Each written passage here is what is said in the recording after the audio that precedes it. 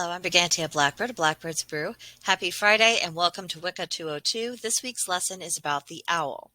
The owl has long associations with magic, divinity, and the craft. Pagan lore from a myriad of cultures testifies to this, but without even that information, there is just something about owls that often makes practitioners feel a connection just deep in their bones. Instinctively, we seem to know that owls naturally correspond with ourselves and our work. Perhaps it's their eyes. They're very large and watchful. They seem to miss nothing and they see through everything. And their nocturnal nature is also a link to our own spirit, as our moon rituals are conducted under the night sky. The personality of owls has striking similarities to that of cats, and the mercurial nature of both species is something that many practitioners are more than familiar with. So let's look at the owl magical correspondences. Its energy is both projective and receptive, so it can send energy forth as well as absorb energy into it. It's associated with the moon, with the zodiac signs of Aries and Capricorn. It has quite a few deity associations amongst the goddesses: Artemis, Athena, Brew, Hecate, Minerva, the god Ares, but the screeching owl in particular is associated with the goddess Persephone and the god Hades.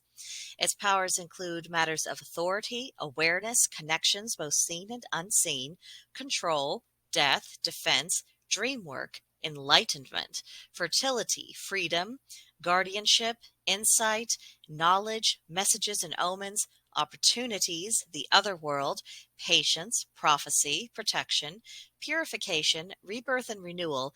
It can extract secrets, and it's good for shamanic work, particularly shapeshifting, the pursuit of truth, higher wisdom, witches, and witchcraft. All of those concepts relate back to what it means to practice witchcraft and to explore the mysteries of existence. It touches on all aspects of life, both large and small, outward and inward. So from that standpoint, it can be said that the owl is a kindred spirit to our own. So working with the owl in a magical and spiritual context oftentimes means seeking out the owl animal spirit. We can achieve this through persistent pathworking meditation and by staying alert for any insight that spirit may provide for us. The sense hence could be very subtle, so we have to be on the lookout. Perhaps the trait that stands out the most about owls is that of wisdom. Witchcraft is literally the craft of the wise, so when we seek out the owl's guidance, it is probable that what we are going to receive are lessons in wisdom in whatever form. And given the observable lack of wisdom in our modern society, I suspect this increases the odds that any actions we have the owl spirit is going to be centered on wisdom, because that is what is so desperately needed, both for ourselves and for the world as a whole. So, what signs might we look for that could indicate that contact with the owl spirit has been successfully made and it is willing to work with us? One is that our intuition may become noticeably sharper and more accurate.